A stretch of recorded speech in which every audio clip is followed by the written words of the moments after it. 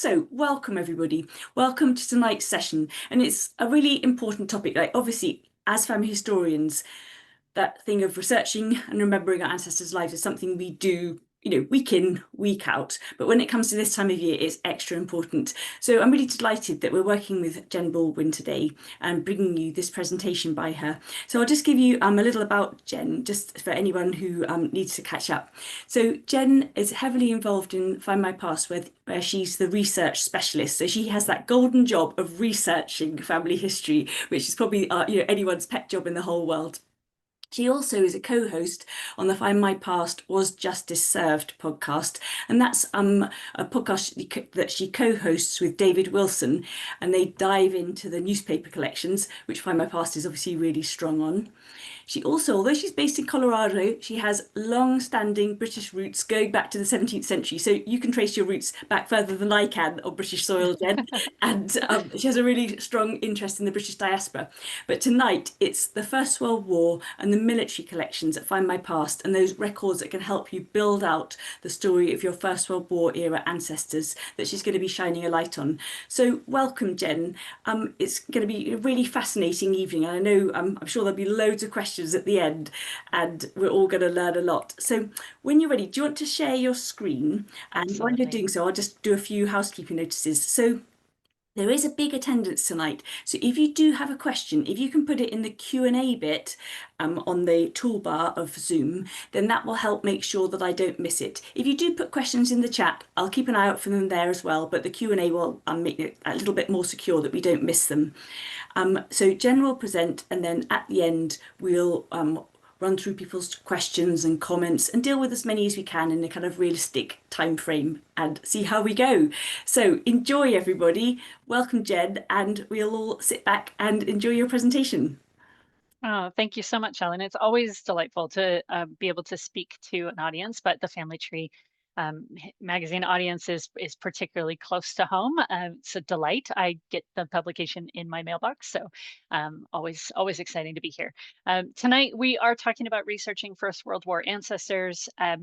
This is a sponsored session by Fund My Past, so I'd just like to say that up front. So you're aware that I am speaking from that perspective, representing the company. But of course, we are going to talk significantly about this, one of the most monumental moments in the history of the world. Certainly an incredibly impactful event for people in Great Britain and Ireland.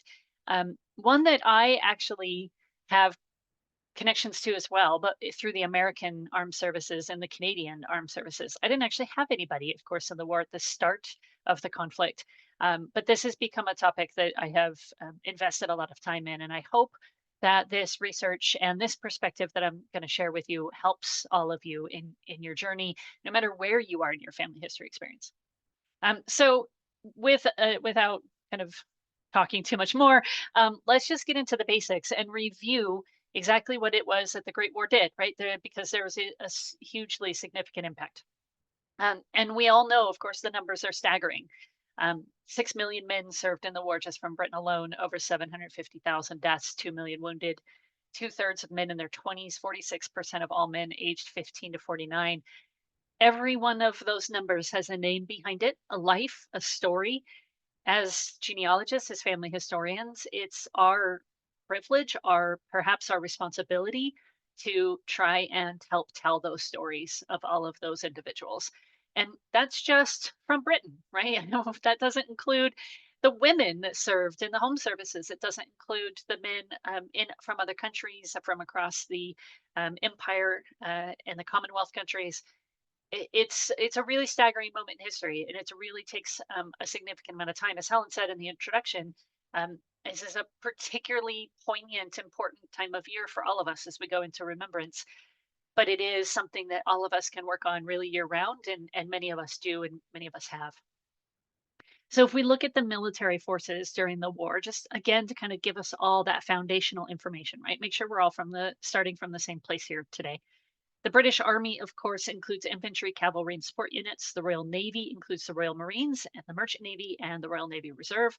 And then the Royal Air Force is actually established during the war years. So there are records and associated stories that go along with each one of these these branches of the service and all of the sub branches as well. Understanding which force they served in determines where we look for records and how we interpret their experience in the overall story of the war. Is so the understanding really going into the Great War and in that kind of pre-war period is that essentially they were working on an organizational system for the army in the early part of the century. And if all hell breaks out, right, if war starts, these are the first guys on the list, and this is how they're going to be organized. This is the thinking as they're moving into this global conflict. So when we talk about researching our military ancestors or researching our World War I ancestors, these are the types of records we typically think about, right? Service records and medical records and casualty reports. But what does that really mean? And that's the question I would like to pose to you today, really, is what does it really mean to research your military ancestor? Are we really just looking for service records and a service number? I think the answer is very clearly no. We want to understand all of him, all of his story, not just what his commanding officer recorded or what is written down in a kind of a government form, but everything about him and his experience in his life. Records give us data. Our job is to give them meaning. These are starting points that you're seeing on the screen, not full stories. So, in order to kind of go through this and hopefully kind of broaden the thinking a little bit and take us all through that journey, I want to actually tell you a little bit of a story. So, we're going to talk about a soldier that I researched a couple years ago named Eli Collins. Um, this is where his record begins, right, in his birth registry. But we're going to need to dig pretty deep to see what really happens for Eli and during his war experience. Eli is the son of Frederick and Elizabeth Collins. He was born in 1896 in Bristol. The census records through 1901, 1911 show, a kind of a pretty average family, right? Living around downtown Bristol. He has several siblings. His father is a carter. His mother, Elizabeth, is occasionally taking work as a laundress. And I found Eli's story not by chance. We actually found it because his great granddaughter came to us at Findmypast and said, "We'd really like to know some answers about Eli's life. And we're wondering if you can help us." And so we did just that.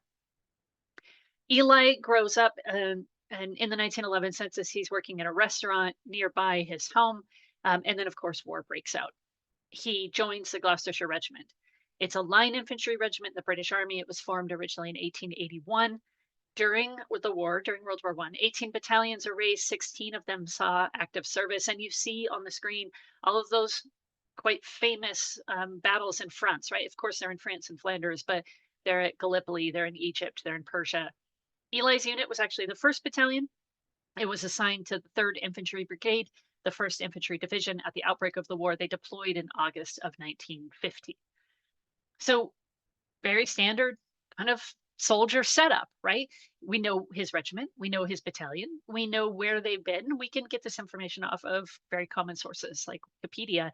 And we're just starting to kind of dip our toe into that storytelling water. The Gloucestershire Regiment, while Eli was actually involved during his service time, they are at several major battles, right? And again, you can see those on your screen. Each one kind of shaped body and mind of these individual soldiers, right? Each one of these battles would have had a really significant impact on the soldiers who fought them. And I think many of us probably try to spend at least a little bit of time trying to imagine what it would have been like, what that experience was, the cold, the shelling, the noise, the smell, the feel of the mud around our ankles up to our knees in the trenches. It's almost impossible to picture. But keeping in mind that these men, of course, would have struggled through each one of these battles, right? The longer you survive, the more hardship you see. The first time Eli is injured is listed in the Gloucestershire Journal, which lists him as wounded as the 30th of October, 1915. He was a recipient of the 1914-15 Star. We know that his disembarkation date was the 20th of January, 1915 from Western Europe.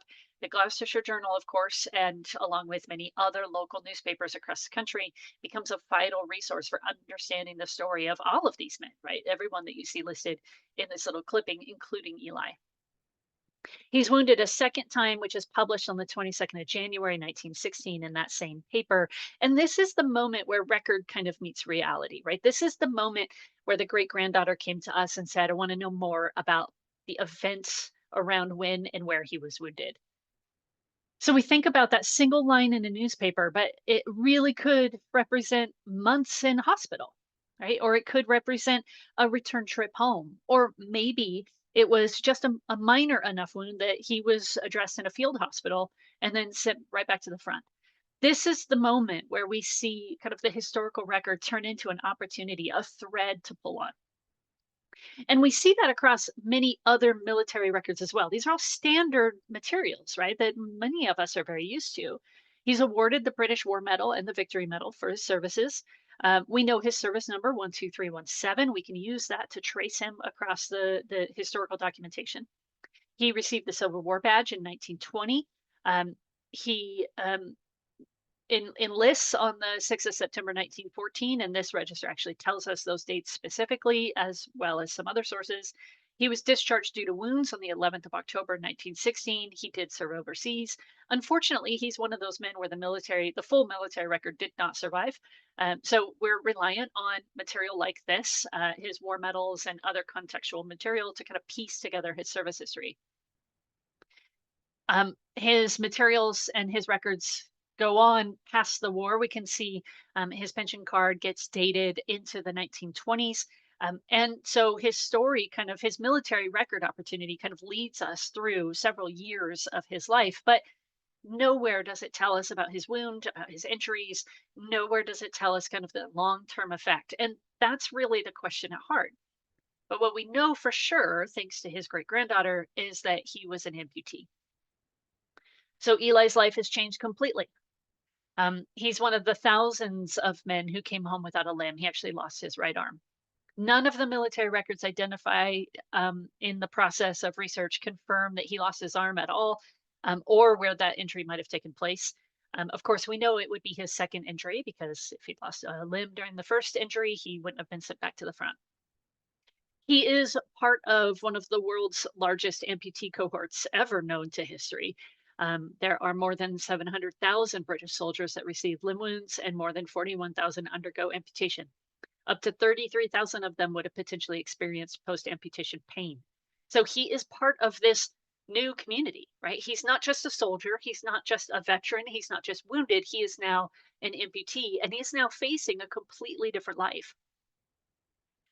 We know that he probably rehabilitated at Queen Mary's Hospital at Roehampton. And when I say probably, I mean the statistics are probably somewhere in the 99th percentile.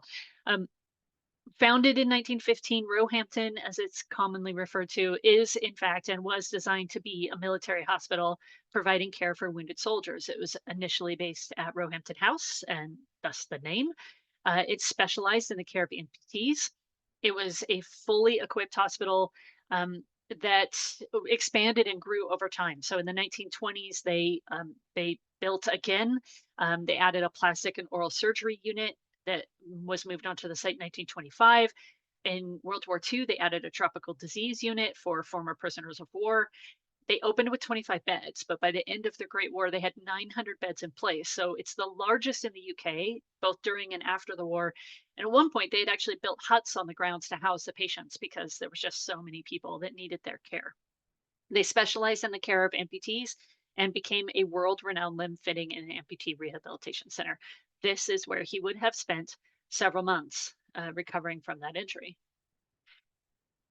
There is a reputation, of course, around being maimed, right? And the quote on the screen is many men were more frightened of being maimed than killed. This act, this idea, this concept of losing a limb, it changed your life. And if there was anything that they learned from previous conflicts, right, the Boer Wars and before, there was a really negative reputation going into World War I about the impact of losing a limb. It meant a lifelong dependency on public services, on other people to do for you what you once did for yourself. It meant possibly begging in the street. It meant potentially becoming a social and economic outcast. It meant an inability to provide for your family or for yourself. It brought a fear of rejection and a constant fear of infection. And while in the newspapers, like you see in front of you, the marketing, the PR spin was very positive, right?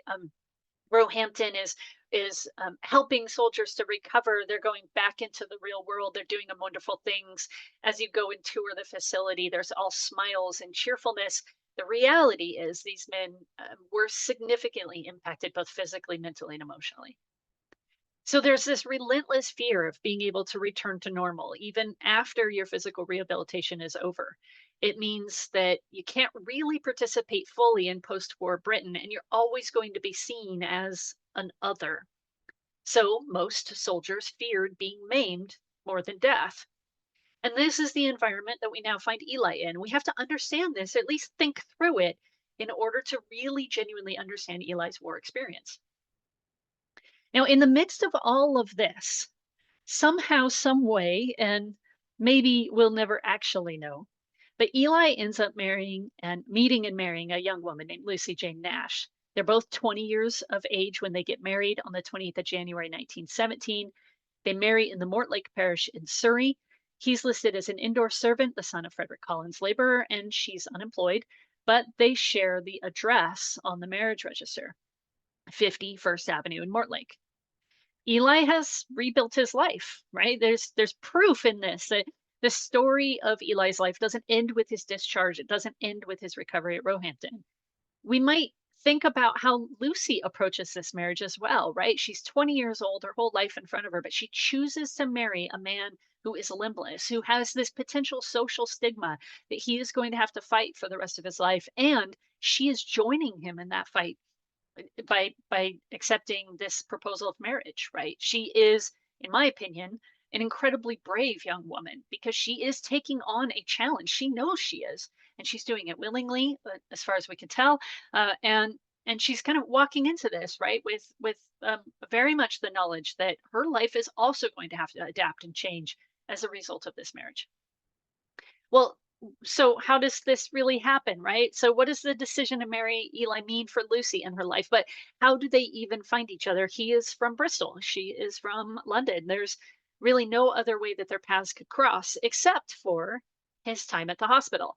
Turns out that 50 First Avenue in Mortlake is about 2.5 miles from the hospital at Roehampton, where he, of course, was likely recovering from his injuries, making it entirely possible that they met while he was rehabilitating or immediately afterwards when he went into domestic service. That was the practice. It was the standard practice that you would be employed before you were discharged from Roehampton. So they made sure that you had a job and some kind of secure housing before you were actually considered to be out of their care. So in all regards, he could have been working in a nearby home. He could have been boarding with a family. We don't know the exact circumstances, but we can kind of present some conjecture. If we fast forward a little bit to the 1921 census, Eli and Lucy are living back in Bristol.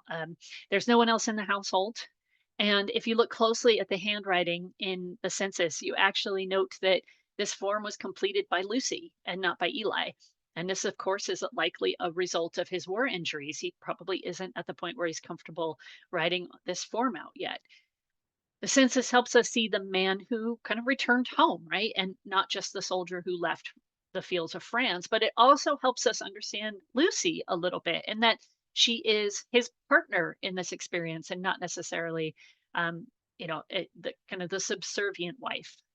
It tells us a little bit, we can infer a little bit about their relationship. All of this to kind of frame the question that his great granddaughter, their great great granddaughter came to us with, which was actually, where and when did Eli's life changing injury take place? And when did this actually happen? The family story was that he was injured at the Somme. He lost his arm at the Somme. So let's now take a second to go back to military records and place Eli kind of within his unit and within the context of the war to try and understand how this all comes to be. And to do that, we're going to go back to our newspaper clippings, but we're also going to look at war diaries. The first entry was published in the newspaper on the 30th of October, 1915. The injury is most likely a result of action seen on the 13th of October, 1915. And the reason I say that is because the war diary tells us that there's not really any other action that the unit sees between those dates, right? Leading up to the 30th of October, what was the most significant thing they did that resulted in injuries across the unit, and the most likely situation in which Eli was probably injured. So we can use the war diary to interpret that. We just read backwards in time through those pages to determine which event was the most likely. On the 13th of October 1915, the first was part of an assault on German trenches. It was part of the Battle of Loos. They were ordered to throw smoke bombs, which drew considerable artillery reply. The unit war diary records, as you can see, 5 killed and 45 wounded from other ranks, which of course would have included privates. Now, this is not the moment when he loses his arm, and we know that. But this particular war diary entry I like to include because it included something fairly unique that I don't believe I've ever come across before in any of my other research. And that is that pasted onto the pages of the war diary is the actual copy of the orders for that day's activities. Now, this isn't necessarily applicable to answering the question of how he lost his arm, but it's interesting nonetheless.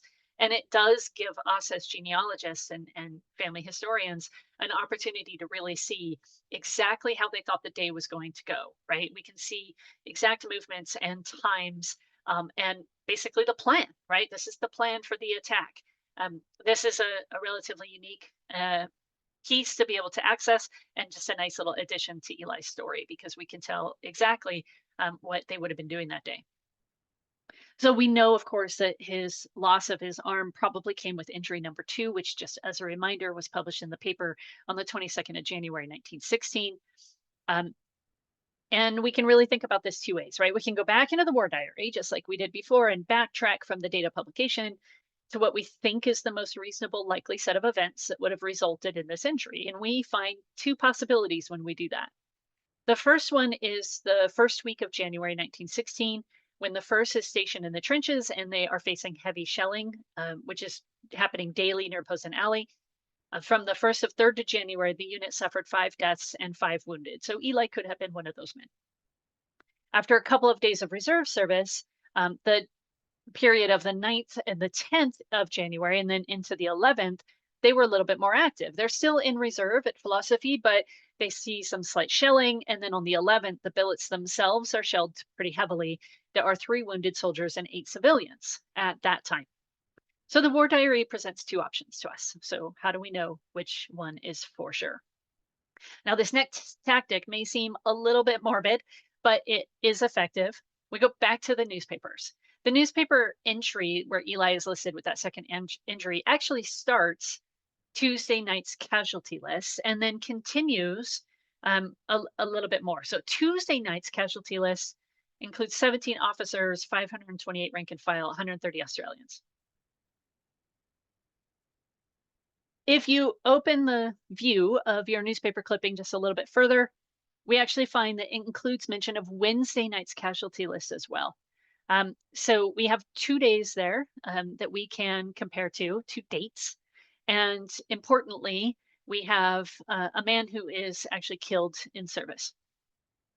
Private G.C. Golding of the 7th Gloucesters, sorry. So in this kind of combined look, or this expanded look, I suppose, if you read the full article, you actually get a more specific thing, a more specific event.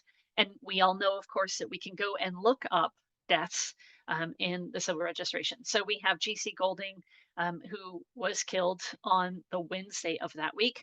And we know his service number is 19097. So we can go into our databases. In this case, the soldiers died in the Great War, and we find George Christian Golding, service number 19097, who died on the 3rd of January, 1916. So he died the day after Eli was injured, meaning Eli was injured on the 2nd of January, 1916, when they were in the trenches, and there was fairly heavy shelling, and 3 men were wounded. So he is one of those 3 men. That is the actual question that we were trying to answer for the descendants, for the family. But it does tell us a lot more about Eli and his experience, right? The family understood, the family story had always been that he was injured at the Somme. Somme started on the 1st of July and went through the 18th of November, 1916. Obviously, his injury happens in January, so he's not present at the Somme. He would have probably already been at Roehampton. On the date of his injury, the largest event happening in the war was actually the evacuation of Gallipoli, over 2,000 kilometers away. In total, he spent 286 days in recovery and rehabilitation between the date he was injured and the date he was discharged. And you can really only imagine the social and physical transformation hidden kind of behind that statistic, right? There's a lot packed in there. Now, this is a pretty quick overview of Eli's story, and we could talk about a number of these different angles and perspectives for days, right? Just the act of rehabilitation we could talk about for a very long time. But let's take a pause for a second and think about how this impacts our research into the Great War, our research as we approach remembrance, our research today that we can actually act upon. So let's take a second for a little bit of reflection. I want to emphasize that the service record is really the beginning of this process, not the end. I'm going to ask you to think creatively. I'm going to ask you to connect the personal to the social. So let me talk through that a little bit. Service record includes a number of different details, right? A date, a unit name, a wound. It's kind of an opening to this process of a much wider discovery. When we think about adding creative resources, and you may not think about some of these options, and you may not agree with me that they're creative, but I think a lot of people still do. We think about newspapers, hospital archives, trade directories, local council minutes, even photographic collections. We can really rebuild a life much further beyond the battlefield. And it could be the day after the battlefield, or it could be years or decades after the battlefield. In order to connect this kind of very personal story to what's happening in a larger context, we need to understand some of the things that we've talked about, understanding limb loss, relocation, the post war employment, especially leading into his marriage and that 1921 census. It gives us the human side of the record. It gives us the opportunity to humanize these two-dimensional pieces of paper. So, if we pause for a second and think about what other sources might help us imagine Eli's world once he came home as a veteran, because his military experience isn't really over, right? That never really gets left behind. He carries it with him for the rest of his life. We've seen what happened to Eli. His paperwork gave us dates and designations, but the why and how live elsewhere outside of that military collection. They live in the stories of the recovery wards, the factory floors, the hometown streets of, kind of across the country. And this is where we step outside of typical genealogy sources and into what I refer to as human sources, right? Newspapers, local archives, parish magazines, and those photograph collections. So each of these details, the lost limb, the military service, the marriage, the change of address, is kind of a thread back into his story, into his world. If we follow those threads, we start to understand not just the soldier, but the full society that surrounds him. So context becomes key, right? As family historians, our goal is not just to collect records, but to reconstruct lives. Context is what transforms a list of injuries into a lived experience. It's what we learn when what life looked like in 1919 for a man with an artificial limb, with a brand new bride, and how his town either supported returning soldiers or didn't. And when we do that, the record really gains dimension. We move from a kind of researching a database to empathy, and that's when research really becomes history. Our ancestors didn't live in isolation, and neither should our research. So I want to take some time today to challenge you just a little bit. If you've already researched your World War I ancestor, and I would guess that many of you have, go back and look at the records that you have accumulated. Look at and examine those military records, because the military records tell us what happened, but how have we matched that with some more contextual information, right? Who wrote about this event in the local paper? If we stop at the service record, we're just stopping at the surface. To understand the life, we need to kind of chase all of those threads, because without it, we miss the full picture, right? So context shows us why something mattered. The record shows us what happened. And until we kind of weave those together, we don't really have a full picture of our ancestors. So thinking back to Eli again, right? A name on a metal card, a line in a newspaper, a hospital ward full of men learning to walk. None of those pieces alone explain his life. Only when we bring them together, the official record, the human experience, the framework he served within, do we start to see this man in full color. As researchers, I would argue it's our responsibility to go further than transcription, to ask the questions that the record doesn't answer. Some examples are on the screen, but I really believe this. Until you explore both the record and the context, your ancestor's life is only half told, right? The story is only half told. So this is a process that I actually have just recently given a name to, something that I have been thinking about for a long time and trying to integrate typical traditional records from history, the government forms, and bringing it in collaboration side by side with that social context. I've started calling it the creative source triad. I'm not sure if I love the name yet, but you guys are the first ones to hear it. We have a traditional record like a metal card. We have complementary context like a newspaper report. And together, those two things reveal how the community recognized service, right? And we see it frequently all the time, especially with World War One, where the newspapers were so heavily involved. If we look at a couple other examples, you have a pension record that could lead to a trade directory, and that gives you post-war occupation and thoughts about adaptation and how that soldier, that veteran, kind of adjusted back into life.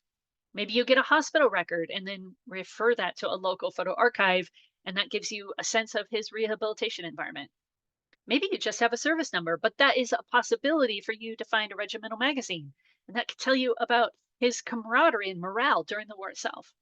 So every time you find a military record, I would challenge you to ask yourself, what is its context twin? What is the thing you can match that with from a contextual standpoint, from a contextual historical standpoint that gives you more insight into that record? And if we wanted to put this in really like bold terms and just be really blunt about it, I would ask this question. What would you want people to know about your life if all they saw was your payroll record? If that's the only piece of evidence that someone ever got about you, what would that tell them? Certainly not enough, right? My payroll record does not reflect who I am, but that's exactly how our ancestors deserve to be studied, right? It's how all of these men who served in the war deserve to be researched. It's not black and white. It's not one piece of paper. It's not just military records. It's a story. It's a whole combination of context. All right. Let's move then to the actual military records. I think I've done enough. I hope that I have given you something to think about and possibly even given you some inspiration to go back and look at some of those people that you've researched in the past. But let's talk then about the actual records, specifically around the military and how we might access them. When we think about military records, of course, it's important to note that they exist on several levels, right? There are national collections, many of which you'll find online, although certainly not all. There are regional materials and there are even materials at a county level. It's important to note that, of course, the UK did have a standing army just before the war, but it was quite small. The war years forced the military to reorganize and reformat, and in some cases, they did this multiple times. So, as a result, there's pretty significant paper trails that we can follow. Um, but that also means that those paper trails can feel kind of chaotic and overwhelming. So we're going to try and take some of the confusion out of that. Um, I like to think of all of these routes of research as kind of bridging from one to the other. War diaries are a great example of that. War diaries are readily available through the National Archives website at TNA. They're free to download, and you can really get a sense of what the unit, the battalion was engaged with.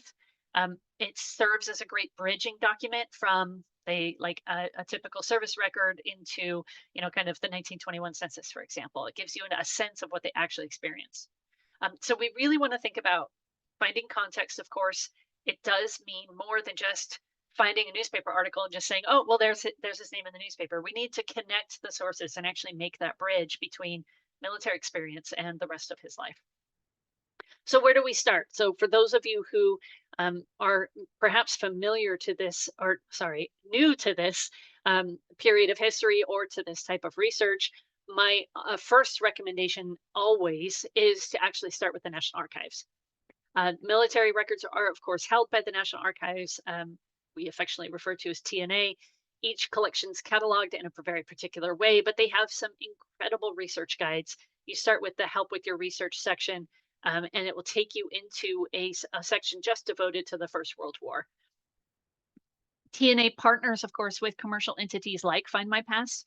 So we digitize and publish these records on their behalf, but there's certainly more to find, right? There's a whole lot of material at TNA that has never been digitized. So you'll need to access these commercial entities like Findmypast, as well as websites like the National Archives and your local county record offices and so forth. All of those sites, though, can be accessed through local libraries, the national institutions like TNA or the British Library, and through locations of Family Search across the country. So, as much as we would love for you to have a subscription, you do not have to take out a subscription if you can't do that. You can access these records in a number of different ways. So, essentially, wherever you are, you should be able to access the materials that you want. And TNA, of course, does this for a number of different reasons. Um, and that's maybe a story for another day, but they have records kind of all over the place. When you're on the TNA website, they have a number of different guides about the First World War and the records that are affiliated with them. I highly recommend that you read through these guides and you understand the records that you're actually working with. You can find them pretty easily on the TNA website in their research guide section. They also have a full collection around the centenary, of course, a couple of years ago now, that includes blogs, published works, letters, digitized records, podcasts, all sorts of materials. These collections kind of allow us to connect to the voices and textures of wartime life. So these are, again, important resources. But one of the things that I particularly like about the TNA website speaks back to the fact that they do have records kind of on a number of different platforms. And that is this list of digitized First World War records. This is available again on the TNA website. It's relatively easy to find, and it will take you to all of the records, no matter where they are. If they're on Find My Past, or if they're on the genealogist, or if they're held by TNA themselves, or if they're not digitized yet. This list will show you where all of those kind of national collections sit. And so this is an important one to keep coming back to because you never know what's new, right? Things are still being digitized all the time. And this is probably the easiest way to find where all of those records exist. Now, of course, when we talk about the National Archives, we need to understand a little bit about how their collection works and how they organize their records. So, in addition to the help guides, I encourage you to kind of familiarize yourself with their reference system. In this case, the example is the Royal Hospital Chelsea Soldier Service Records, 1760 to 1913, which is WO97. WO meaning War Office, 97 is the piece number. This is a code system that you'll find on the TNA website, as well as sites like Find My Past. So when we talk about the Chelsea Hospital records on Find My Past, we refer to them as WO97, which gives you continuity between the two sites. So you're likely going to come across these kind of again and again. Understanding that archival system helps you understand the type of soldier that your ancestor was, whether they were a pensioner or a regular army or reservist. It also helps you understand the flow of the records and what's available to you and what's not. So when you look at the TNA website, you'll see that reference all over the place, right? WO97 described in the catalog. And again, you'll see it on sites like Find My Past. It's also important not just knowing where the records are, but what the records were about. All right. And so, how was the army itself actually organized? Where does your ancestor sit in kind of that machinery of war? So, at the very top level, we have that general headquarters, the corps and the armies, divisions, brigades, and battalions. Divisions include 20,000 men. That's infantry, artillery, and engineer units, as well as medical and signal services. They could hold a line of approximately 2 to 3 miles. Brigades are 4 battalions, including machine gun and trench mortar units. The battalion is the heart of an individual soldier's experience. This is kind of the center of their world. It's where they're fed, paid, clothed, prepared for battle, trained, served in battle with these men. It typically consisted of 1,000 men and 35 officers at full strength. So most of us are spending a significant amount of time researching the battalion that our ancestors sat in, because that's kind of the smallest unit in which he exists, ish. If we break that down a little bit further, the battalion itself includes specialists like cooks, signalers, machine gunners, etc. Each battalion includes 4 companies. Every company had 16 platoons, and each platoon had 64 sections that are led by non-commissioned officers. Now, it's the pre-war army is different, right? Each regiment had 2 battalions of regular soldiers plus several battalions of territorial or part-time soldiers. So, but because of kind of the war and the dramatic increase of personnel during the war, the number of regiments now had a dozen or more battalions each. And structure in this instance, right, the way they were organized really gives meaning to service numbers. It gives meaning to the records that we're interpreting, that we're trying to use to understand our military ancestors' experience. So, understanding the structure of the Army is a vital step. We also need to understand the terms that we're all really familiar with. So, when we think about World War One, a lot of us will often think about the British Expeditionary Force, right, or the BEF. But this is a relatively new system to the army at this point, to the British Army. It's the first time they really used this system during active conflict. They'd been planning for it, like I mentioned at the beginning. They've been planning for this type of system really since about 1901, 1909. The initial core of forces under this name are generally referred to only as those forces that were present in France prior to the end of the First Battle of Ypres on 22nd of November 1914. But by the end of 1914, essentially the BEF had been almost entirely exhausted. Over the course of the war, the term British Expeditionary Force comes to kind of be redefined and um, is essentially the official name of the British armies in France and Flanders throughout the war. But it took some time for that evolution to happen, right? So British Expeditionary Force, or BEF, is something we're all pretty familiar with if we've done any World War One research. But it is something that evolves over the course of the army. Now, in 1914, the British Expeditionary Force looked something like this. Now, this is not for you to sit and study, really. This is from Wikipedia, so it's really easy to access. But it does show the scale of organization that was required. Every battalion, of course, including Eli's, kind of slotted into this larger network. And when we zoom into any particular section, you can see exactly where your unit of interest sat in this kind of larger scheme of the BEF. Now, why does this matter? Well, again, we want to understand the context of our ancestors' experience. It's not just about the day that he fought or the day he was in a trench and then the day he came home. It's really understanding the whole experience of the war and where he sat in that experience. And that is an essential part of the question, really, is um, how did he get there? And what was his experience like while he was in Europe or in the Pacific or whatever theater he was in? And then what happens after the war, right? If he survives the war, what takes place? Well, so many of us know that during World War one of the biggest recruitment drives was the PALS battalions. These are men that served generally in maybe the same occupation, the same business, maybe the same football club, and they would all enlist together. The idea was to let friends and brothers and cousins actually serve in the same unit, but of course that was ended up being devastating. But if you know that your ancestor was in a PALS battalion, their war experience was different than the regular army member or maybe just an average solo volunteer. So again, when you know the structure of the army, you see the community, the friends who enlisted, fought, and in many cases, sadly, died together, right? This is an important part of the World War One story, especially for the BEF. So the PALS battalions, there are a lot of resources available on this particular topic. Most of those resources are very specific to each battalion. There's a relatively comprehensive list on Wikipedia, which is what you're looking at now, but there is no national database saying John Smith, a member of the 16th Service of the Royal Scots, this is a PALS battalion. That is something that actually Findmypast we're hoping to resolve. We're hoping to build that list because it does tell such an important part of the war experience story, right? It's not just that he served in the 16th Service Battalion. He served with his brothers, his cousins, his friends, his coworkers. And that makes a difference in how you research and how you understand that experience.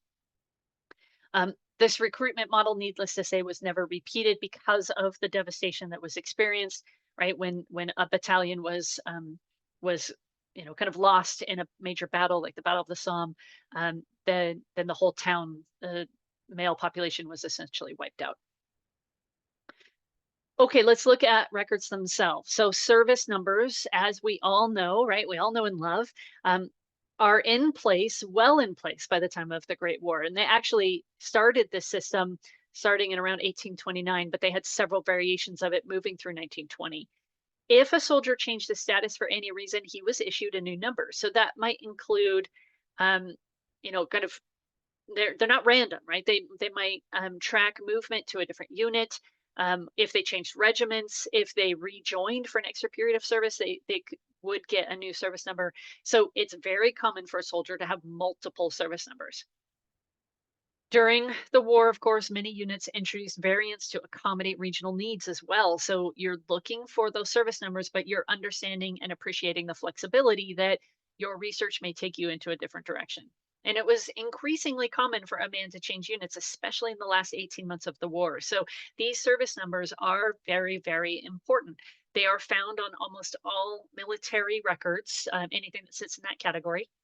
And on most sites today, you can search by service number as well as name.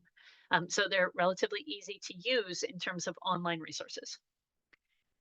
We want to track as many documents as possible and not rely on just one historical record to make sure that we have all of the service numbers. So those metal index cards, even if you think you've already seen it, it's like, oh, it's just another metal index card. Actually, you need to look at all of them. So consider yourself kind of creating a complete history on the soldier in question. Don't stop at just one record. You want to layer them, contextualize them, and map them within the structure of the BEF. And, and that's how we're going to really truly understand their experience and their journey through the war. All right, that's enough kind of surface level. Let's get into some real examples of what's available. So this is kind of a quick overview run through of some of the online materials. And of course, most of these are not just databases, they include actual images and digitized records. So as we move through this, and we're going to do this relatively quickly, try to keep Eli kind of in the back of your mind, or maybe an ancestor that you're familiar with that you've already researched, that we can think about how we can expand on their story and how we can add dimension to their name, to their experience, to their military record, to turn that data into humanity. So we're going to look at a bunch of different things. Pre and wartime records first include the Royal Hospital Chelsea Soldier Service Records, the militia records from 1806 to 1915, and the British Army Service Records 1914 and 1920. Those include pension records, service records, partial rolls, and so forth. And we'll look at these kind of pretty quick, but one at a time. The Royal Hospital Chelsea Soldier Service records span a couple of centuries, and you see that they end right before the war. But that tells us quite a bit, right? We can learn about maybe our ancestor's father. We can certainly learn about men who reenlisted. They are only for other ranks, not officers, does not include men who died or who were discharged early. But they do give a summary of service, the next of kin, the physical characteristics, etc. They're generally a 4-page attestation papers, but may also include discharge documents or correspondence or things of that nature. So this is kind of generally what they look like when we zoom in. And here's another just quick example. You can see all of the service history, all different types of handwriting, lots of things to interpret. This is the Army before the war really broke out. The militia service records from 1806 to 1915, which is WO96, again, typically a 4-page attestation paper.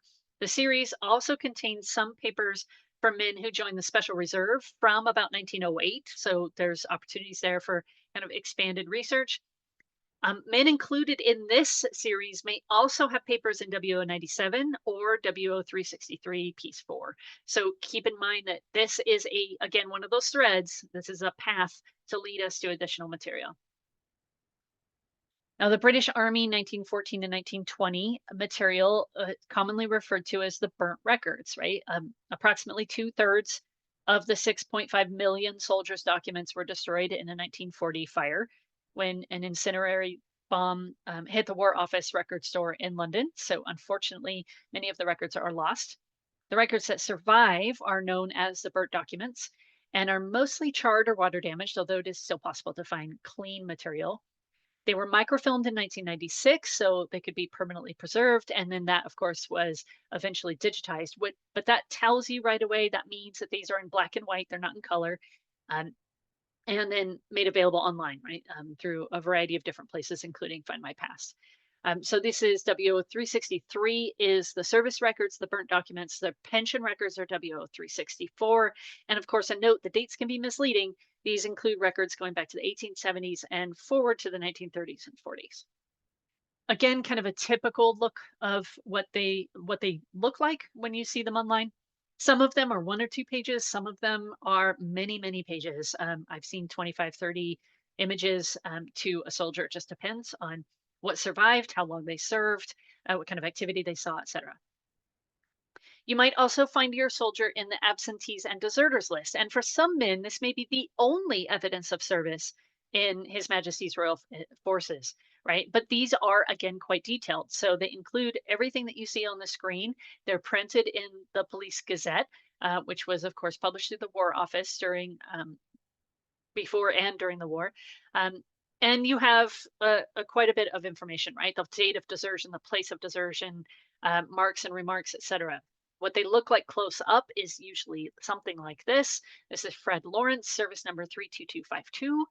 That blue arrow is kind of pointing at him. We know he was in the Royal Army Medical Corps at the age of 30.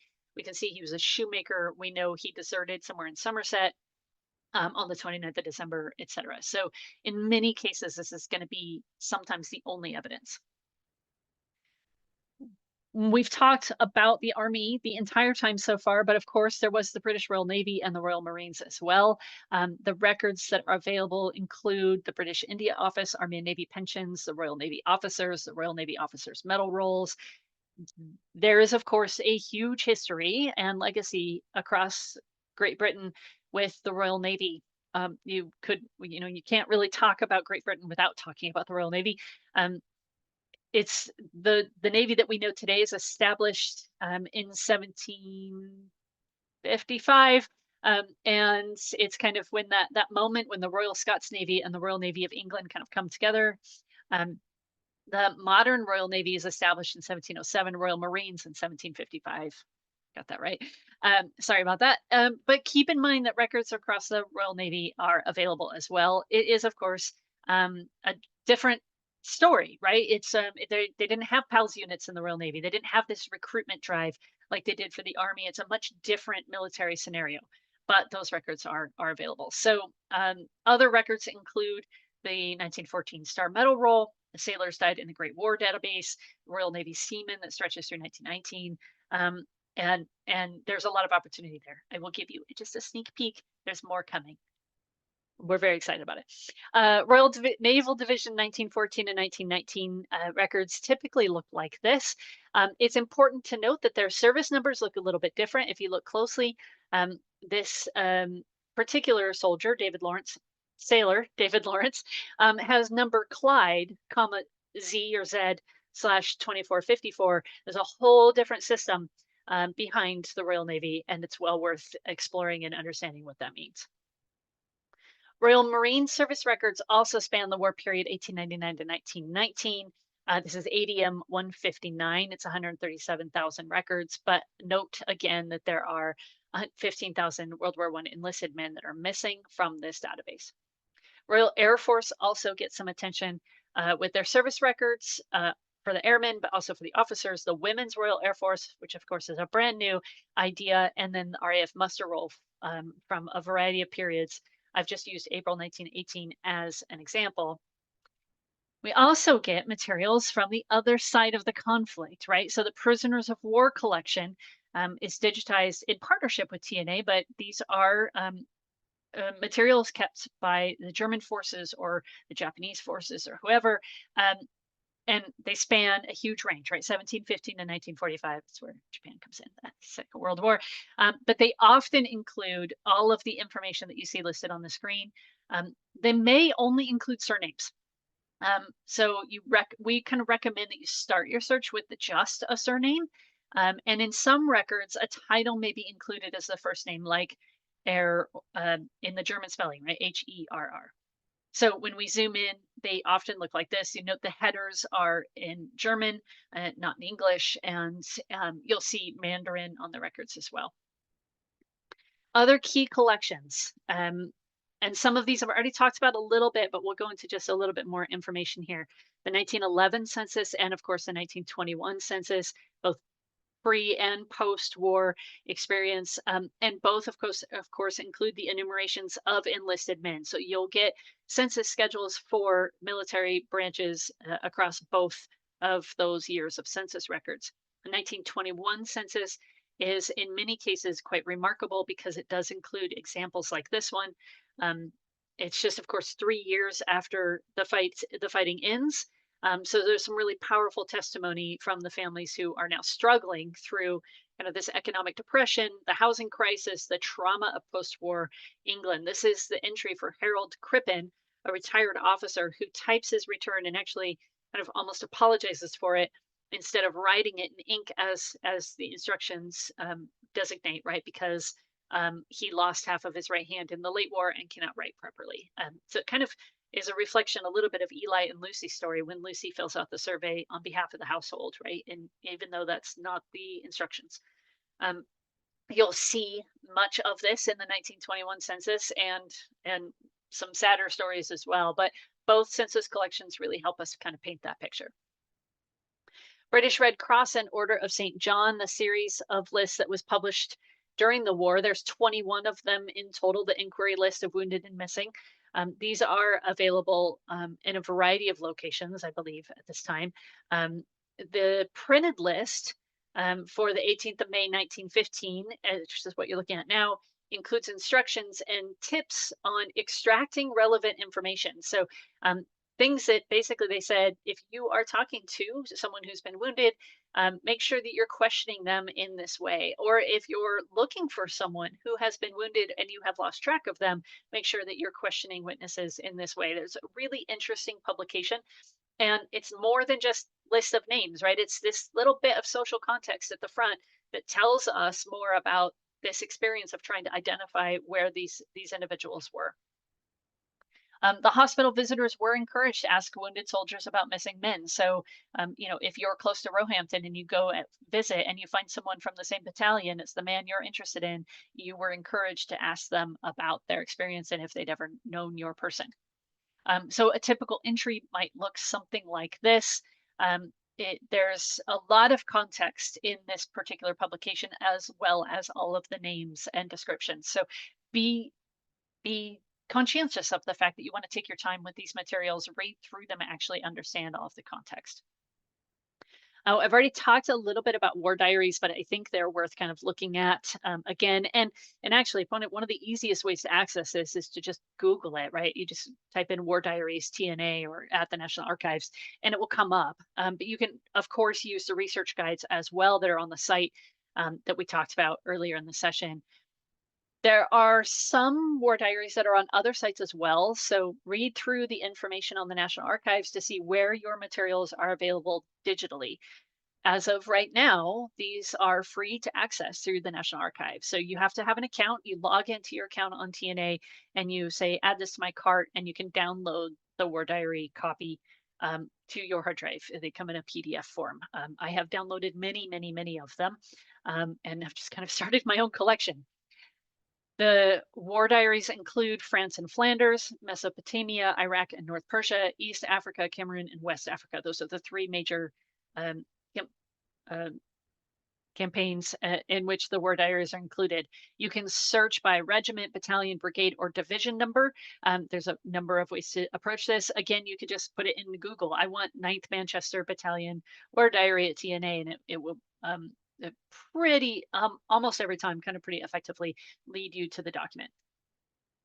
This is what it looks like when you run that search, right? So in this case, I just did 9th Manchester, 9 Manchester. And then it gave me a number of different battalions and then which I have to pick the one that I'm interested in. You pick it, and then again, you sign in and add it to the cart, and you can download it for free.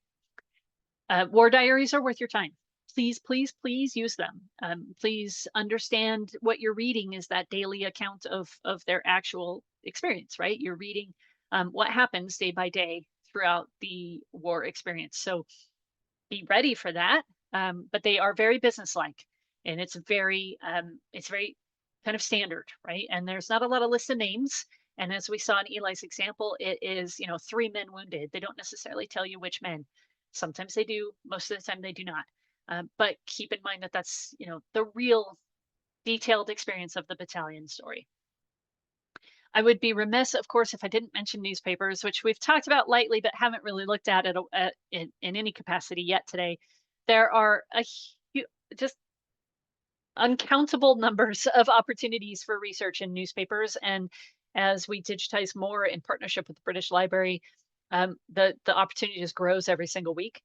So you'll find all sorts of information, everything from casualty lists, right, and those horrible death notices that printed in the thousands, all the way through to photographs, stories of the home front, the efforts of the Women's Land Army is the example on the screen. In this case, we have a dog that was saved from HMS Falmouth when she was torpedoed. So you just never know what you're going to come across. And it's well worth spending the time in newspapers. If I only had one historical resource to explore for the rest of my life, I would pick newspapers every time.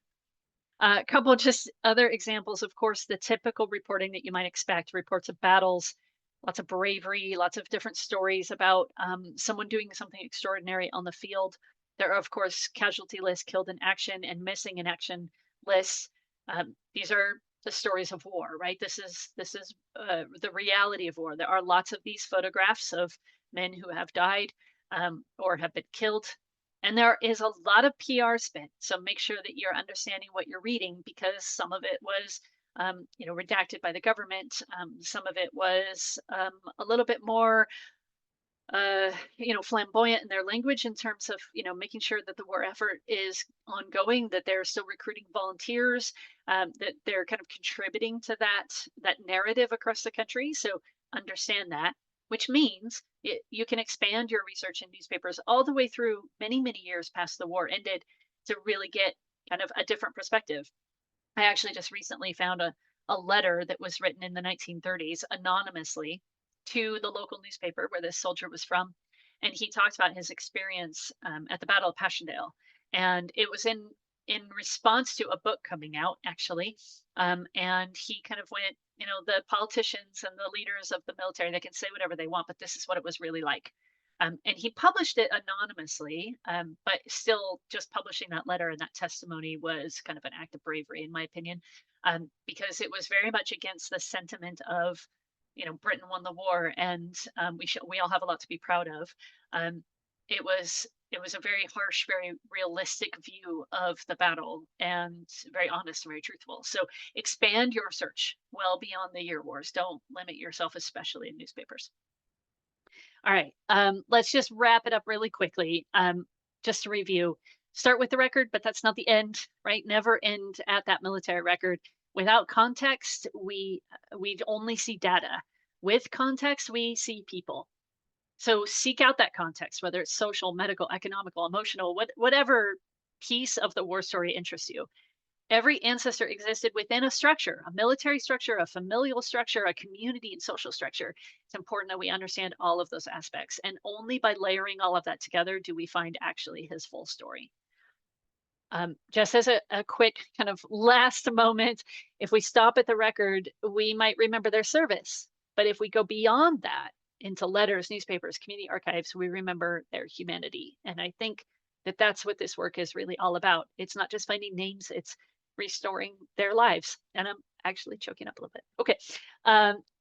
If there's anything that we can do to help you on your journey, Findmypast would be delighted to do so. Please communicate with us. Please get in touch. You can reach us at support@findmypast.co.uk. We are here to help you. We believe very, very strongly in the importance of this work. And thank you, not just for watching, but thank you for doing what you're doing. Family historians are telling stories that otherwise would be lost to time, and they're incredibly important to tell. So thank you all for taking time to research and for joining us today. We appreciate you very much.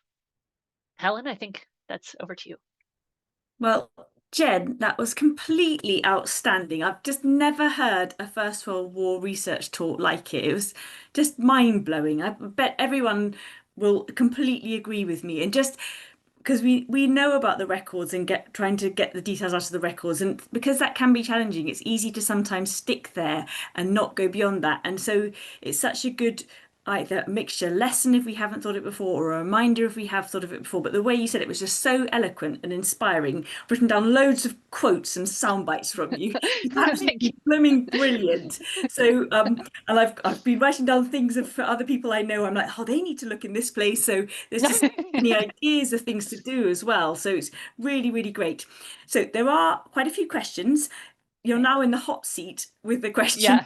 Well, and I had a look through them and I was like, oh, good luck to her. I hope she Great. manages. They're not easy. But as Jen says, at Findmypast, they are really, really keen to help you, find the answers to these questions. And obviously, at Family Tree, we are as well, and via our Q&A pages and via articles and things we do. So between us, even if we can't deal with the Yeah. questions tonight, not trying to disrespect you, Jen, it's always such an open field, isn't it, when you get questions? Yeah. Then we can always pick up some of these topics afterwards because we all benefit by learning the answers to people's questions. So thank you to everyone who's posed the questions. So I'm just going to rattle through in chronological order. I'm going to speak them out because then on the recording, people know what you're answering to. Okay. Yeah.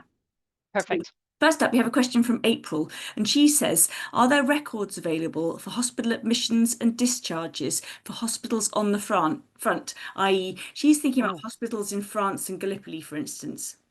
Yeah, there actually are records of that. There is a collection on Find My Past that covers the field hospitals during the war. And actually, the whole hospital system. I'm sitting here trying to remember the name of that collection. And if I think of it, I will put it in the chat. But it does cover um, the whole hospital system from those like emergency tents all the way through to the hospitals like Roehampton that were in England and those in Scotland as well. So look there. They are digitized and available online.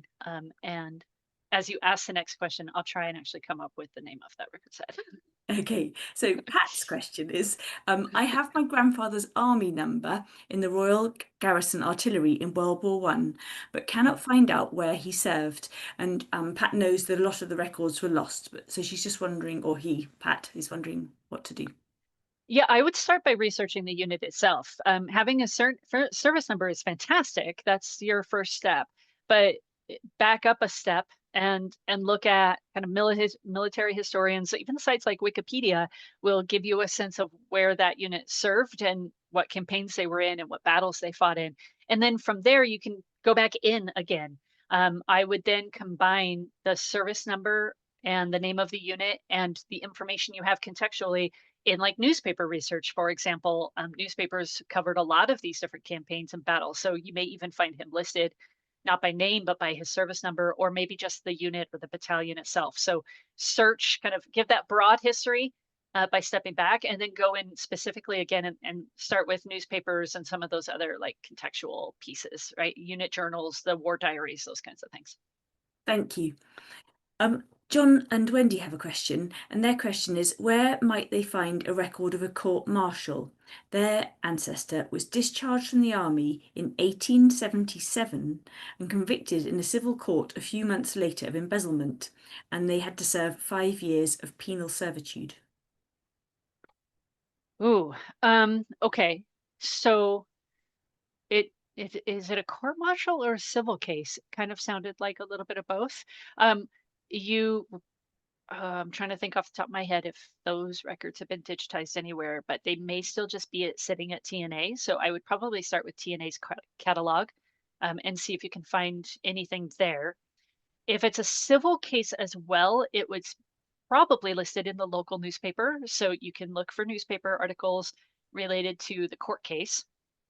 Which was an incredibly popular thing to print during this period. So, newspapers would just fill their columns with gossip essentially out of the local court. Um, the what else did she ask? Ooh, Do any that. kind of any kind of punishment you might find in the crime and criminal collection on Find My Past as well. So there is a collection on Find My Past that just talks about civil courses and civil cases, courts, and then the punishment piece, the prison piece. So you might want to look as well in that collection. Thank you, Jen. Thank you. And I have an answer to the other question about the hospital records. Oh, thank you. So the collection is the British Armed Forces First World War Soldiers Medical Records, and I will put it in the chat for whoever asked that.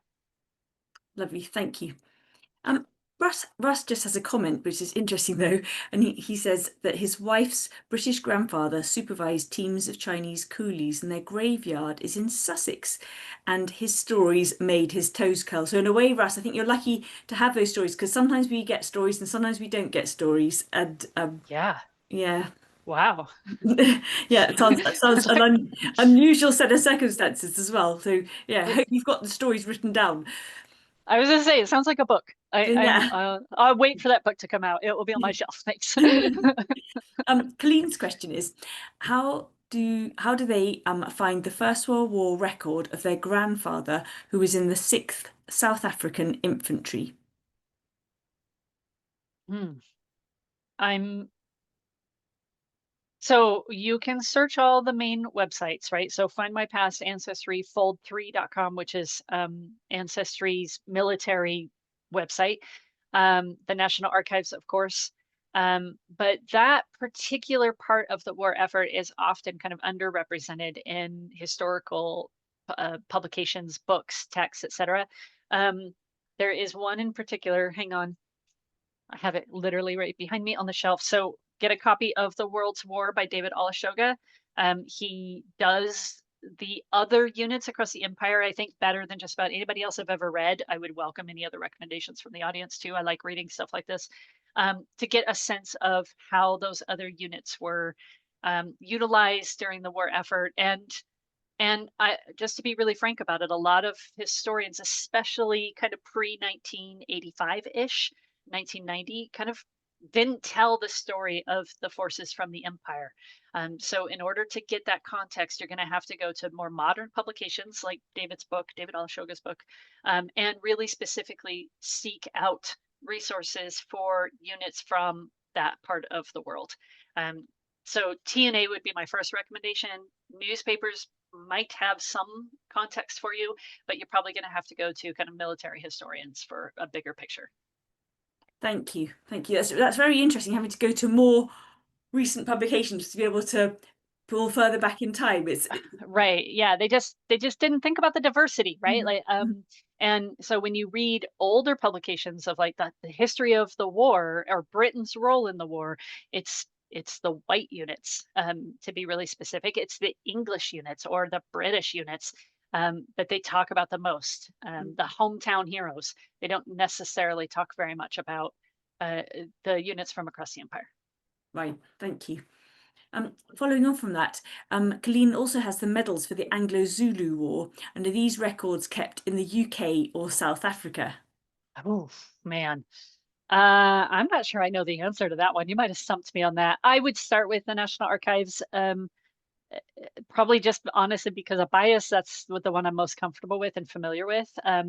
You could also send that query to some of the military specialists at TNA. They would probably know the answer more than I, and would probably be able to point you in a much better direction. So that's maybe where I would start actually, is send an email to their help desk and see if you can, or even go visit them if you're able to do that, and actually talk to someone at TNA and see where those records are. And also, Colleen, if you want to, do email into Family Tree. I definitely Yes. don't know the answer, but Graham Bandy works closely with us to help people find out the answers to their military questions.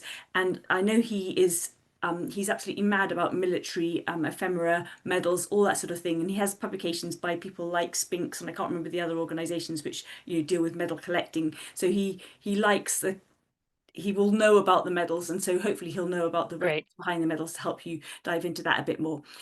This is a question from Nick Wilkinson. So anyone who gets our email may recognise Nick's name because we have been working with Nick on his family history. He did a lot of work. He has several ancestors who served in the First World War, and Jen, I think you have seen some of his family history, and he's done excellent family Yeah. history research himself. His family history research himself. So well done, Nick. Anyway, Nick has a question here or a statement. He always thought that the Silver War Badge was issued to wounded soldiers, but he has a relative who received the Silver War Badge under King's Regulations 392-25A, which when he Googled this said surplus to military requirements. Does this mean that he would have been wounded, or was he just, my tongue, sorry, just Yeah. discharged? Just discharged. Gosh, Nick, I am not familiar with King's Regulations 392-25A. My Um, my husband's great grandfather was discharged with diabetes, and he was relatively old when he signed up in the First World War. Was discharged with diabetes, and he got a silver war badge. So I think you didn't actually have to be, I could be you could be discharged medically unfit, but right. my husband's great grandfather's medical condition was nothing to do with any war service, but I guess it still kind of gave him the honour that he had tried to fight, and so it Right. absolved him from kind of getting persecuted by white feathers and things like that. So Yeah. that's only a Um, very circumstantial piece of information I've given you, not a broad brush proper answer. but I think the important term that you just raised there, Helen, is medically unfit, and that can mean any number of different circumstances. And you're right in that the social stigma of, if you were in England in 1915 and you'd already done your wartime service, but you'd been discharged for whatever reason, there was a whole lot of people in your community going, "Why aren't you in the war, son?" And so there was a lot of acknowledgement there, I think, especially in the first couple of years of the military and the government saying like he has done his service. And so my answer, Nick, I think would be um, keep going down the road you're going in terms of learning more about the regulations. It probably is one of those medically unfit scenarios. Thank you. Um, Russ is writing about William West, who was killed 4 days before the armistice. Things like that are just just so awful. So, That it so makes it sad. even worse, doesn't it? Yeah. And his war record um, was one of the burnt records that didn't survive. So he's wondering, what can he do? Where can he take his research? Yeah, so all of the other records need to be exhausted pretty thoroughly. So all the metal index cards, any of the newspaper collections, newspapers are probably going to be pretty important for you because even then, that kind of the tragedy of dying just before the armistice might have been something that was reported in the local paper if they kind of got word of it, right? And then they probably would have. So newspapers would be something I would rely on pretty heavily, and I would be watching the digitization at the British Newspaper Archive and with the British Library to see if any new newspapers from the area come up and make sure that you're exhausting those as well. Unit histories, war diaries, yeah, that's where I would start. Cool. Somebody asked a question, and it's not really military related, but I think it's very, very important. It was just like, what is the TNA? So TNA is Oh, yes. just the jargon for the National Archives. So it's the UK National Archives, but it does cover um, service personnel from all across the British Isles, not just England. Um, Yeah. yeah, so that's why it's so important for any of us doing any military research. And as Jen said, it has fantastic research guides, and you can look up broad brush First World War research guides, and you can drill down to more specific ones to different branches of the armed services and different time zones, and also you can really drill down and get information you want. And what's useful, they have live links from the research guides to where record collections are, and so Yeah. Jen's kept saying them. So if you go to discovery.nationalarchives.gov.uk, hunt around on the homepage, it will say something like research guides, and from there you'll be able to do lots and lots of self-education. Okay, Kath's question is not a question, but reinforcing your message, Jen. Her grandfather served in the Royal Navy in the First World War as a stoker and was at the Battle of Jutland. Mhm. And when he returned, he worked as a postman for the rest of his life, reflecting his need to be free in the fresh air. Ah, Yeah. yeah. Yeah. Because a That's stoker was a tough job. Yeah, that's a very good insight. That's a very good insight, Kath. Yeah. One of my great grandfathers, he was in the First World War, and he got a couple of medals for mending wiring, getting his clothing shot, getting his clothing shot, and got holes in it. It's mentioned. So he was obviously had a kind of a hair-raising time, and he always would polish his car so there were no raindrops on it. And we always feel like that's definitely a sign of like OCD or PTSD. And was a very, very, very neat and tidy person. And it's like, I'm going to keep everything under control. So the people have these legacy things which, if you know their backstory, their habits make sense and their life choices make more sense. Pat says, are there any lists of people who got exemption from service who worked for the civil service? So that's a good Hmm. question. That is a good question. A list, an actual list. I know that if you were exempted based on civil service, you got a certificate of exemption. There was often an application. It was handled by local tribunals. Um, Government departments could grant exemptions directly if it was applicable. I don't know if there was a list. Um, there must have been, because at some point the person who issued the exemption had to notify kind of the local authorities, and make it work that way. So there must have been some kind of paperwork trail. I would probably refer you to, and I think it was in the chat earlier, perhaps, if I remember right, there is a great post about exemptions on the Long Long Trail. And I believe that link was posted in the chat a bit ago, for that website. It a really fantastic resource for learning about World War One. My guess would be that if there's information about records, they would probably know about it and would have published that information. I don't know, Helen, if you guys have anything on your website about We don't. We don't. I exemptions. don't know anything about it. It's a great question, and I've Yeah, never given it any thought, to be honest, before. It's a fantastic question. But yeah, follow up the long, long trail. And if you don't have any luck, yeah. then do get back in touch with us, because what Family Tree's good at is reaching out to a whole different raft of specialist Mm. researchers. So we will be able to find, she says bravely, the answer for you, I should think. But I'm just kind of the admin to point people off to the right direction rather than actually knowing the answer. Moving on to Jackie's question. So she says, this is a big question, but how do you research the RAF? Go, Jen, you've Oh, got 20 seconds. that is a big question.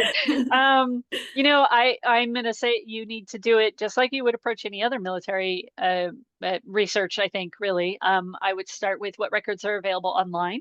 There are collections on Findmypast, and I believe on Fold 3.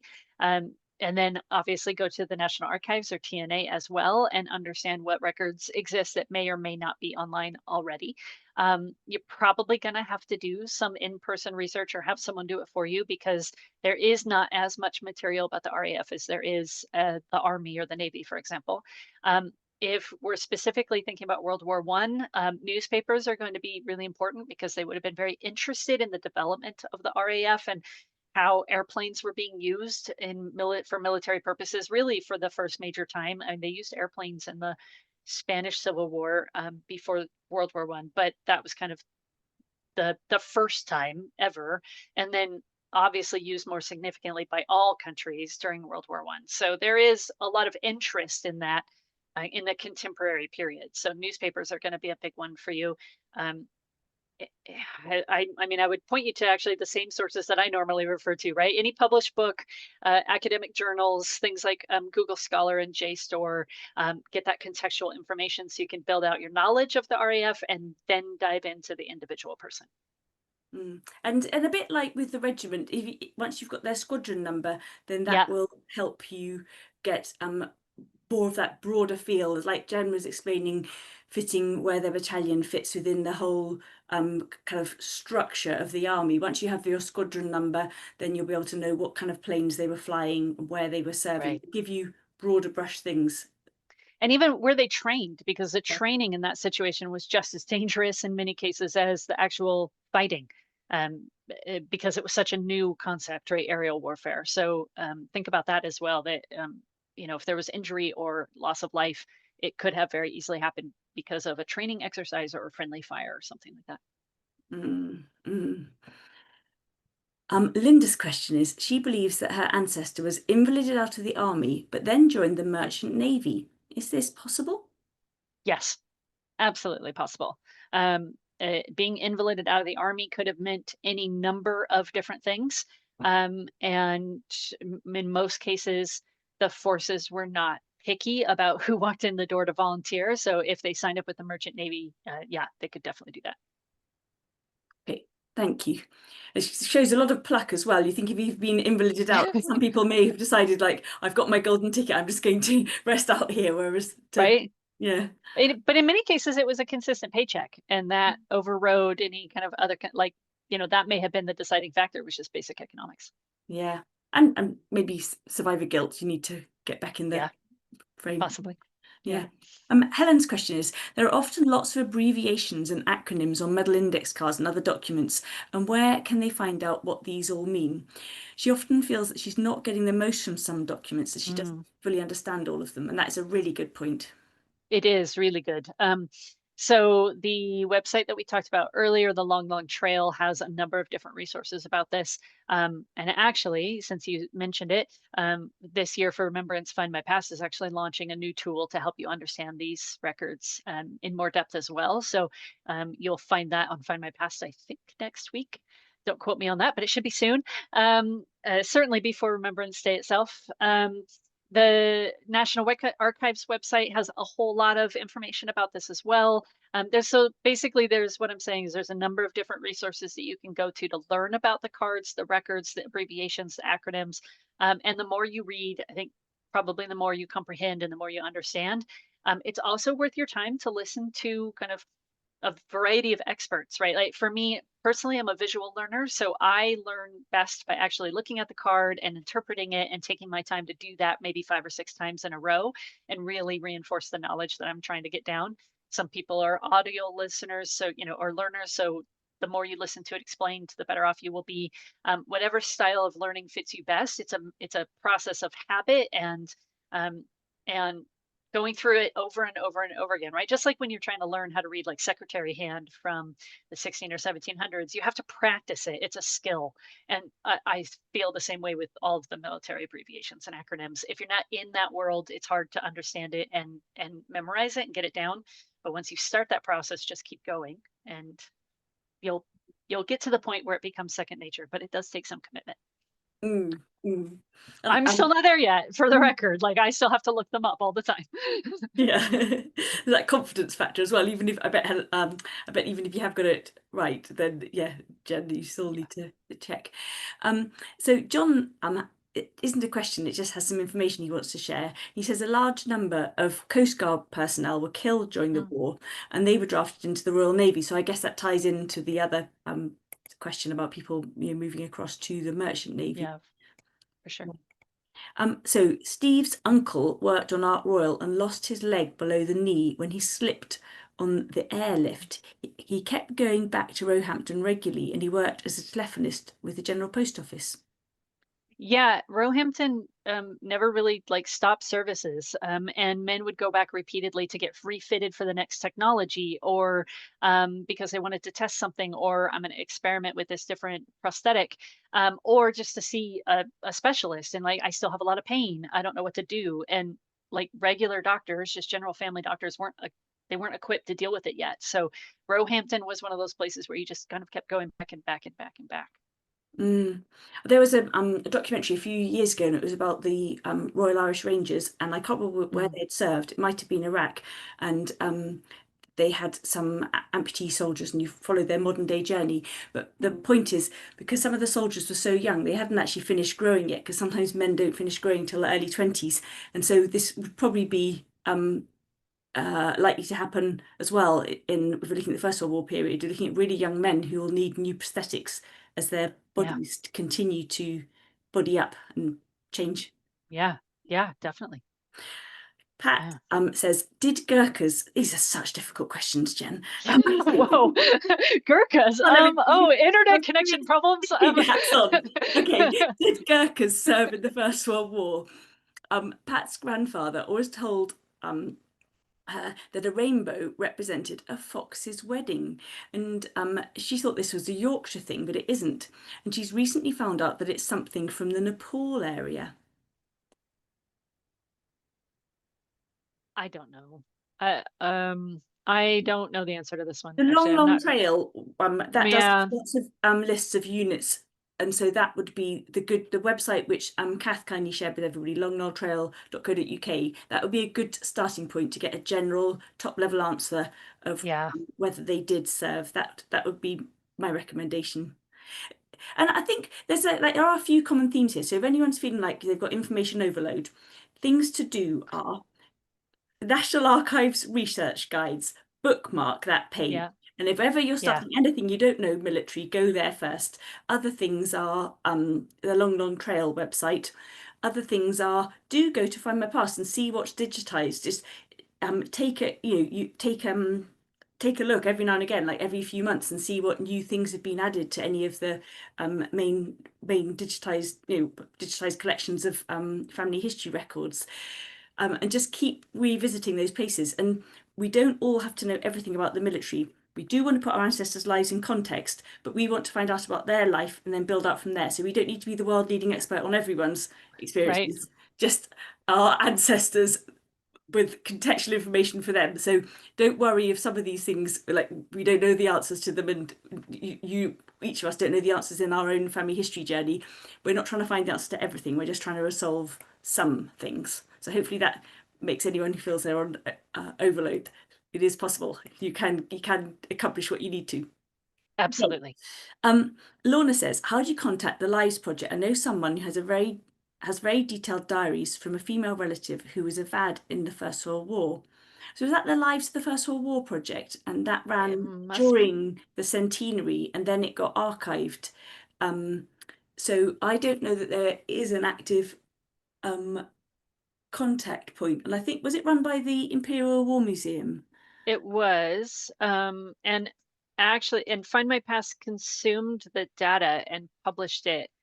Um, I don't know if there is still a live, like Like someone project still group. taking Yeah, it. I don't know. yeah. Hmm. Um, I would say I just quickly pulled up their website just to see if it says anything. Maybe um, I don't even see a contact us or anything anymore. Maybe get in touch with the Imperial War Museum and see if they have some suggestions for you. Thank you. Trevor's question is this, and he says his grandfather was a chartered accountant and he was given white feathers, which Mm. spurred him to enlist. And Trevor really wants to know, like, was that, it's not just a kind of rumor then, it really was done, and was that, It's did it happen yeah. really frequently as well? It's really interesting that you asked that question because we do so at Find My Past once a month, we sit down and do an internal training and like how to do genealogy and research and help our coworkers kind of come along. And this was actually our topic, and we did it today. So the irony of that is crazy actually. So this was really common, the white feather, as kind of a message of shame and a way of telling someone like, you should be ashamed of yourself for not signing up and not serving. So yes, I can absolutely see that that your grandfather would have been kind of spurred into action by receiving a white feather. It was very common, happened all over the country. And as the war progressed, the white feather kind of changed in tone and messaging a little bit, but it did happen quite a lot. And actually, newspapers are a great resource for that as well. You'll see it pretty commonly in the newspapers from that period. Thank you. Steve has some information to share about Gurkhas, and it's an idea. He says Gurkhas may have fought in West Africa because there was a large Indian contingent Mm. there. So that's useful to file away in a Yeah. heads, and you never know when it will become useful. Um, Jude has a comment, and I think this is from her professional life, learning about nursing. Jude says that the Royal College of Nursing Archives in Edinburgh have some fantastic nursing records from the First World War. So thanks for that, because Yeah, that's great. knowing where to look is a great trick. So that's really, really helpful. I think, have we got, oh, nearly to the end. So Keith said his wife's grandfather was a horsekeeper on a farm and served in the Royal Horse Artillery. Would this be luck or the norm, i.e., that he could use his previous skills that he had in his military service? It would definitely be the norm. He would have his skills would have set him aside from the common laborer or the warehouse factory employee. The army definitely would have recognized that and said, "Yeah, we need your skills in a very specific place." Okay, brilliant. So that was just the questions. I haven't even had a chance to look at the chat. So there are lots of great comments for you in the chat. In the chat, Jen, just really, really fantastic. Just saying about how inspiring it was, and just really, really interesting. I think it's a Thank you. brilliant presentation, great presentation. People have got lots to work on, really helpful talk, fabulous presentation, lots and lots of those. So totally, totally well deserved. Like really, really inspiring. I second all of these comments. Um, and I'm just scooting down to make sure I haven't missed anything else people saying in here. No, I think we have covered everything. Ah, this is a good idea. Somebody has put a comment in and it just comes through to the host and panelists. Russ says, do look on eBay for copies of World War One Illustrated, which is a period magazine. That's a really good idea. Yeah. Yeah, great idea. And And you know what, I look on eBay for all sorts of stuff, medals, postcards, publications. Yesterday I saw one of the little caps that the sailors wear mm, with a name inscribed on the side, going, oh, I could buy that and research that person. yes, and you can buy all sorts of little memorabilia. I've got a little Oh tiny yeah, totally. silk flag, which is just like a little pin badge flag, which is I think they sold them as fundraisers. So Yeah, there's all sorts of stuff you can get carried away all spending sorts of money stuff.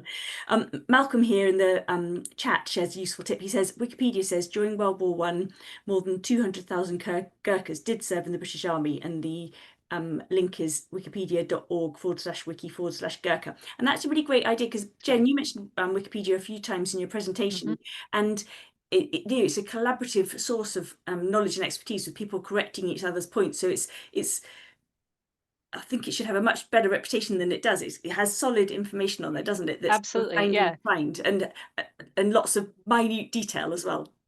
Yep, and there's easy ways to tell, in my opinion, what a good Wikipedia article looks like and what a not so great one looks like, right?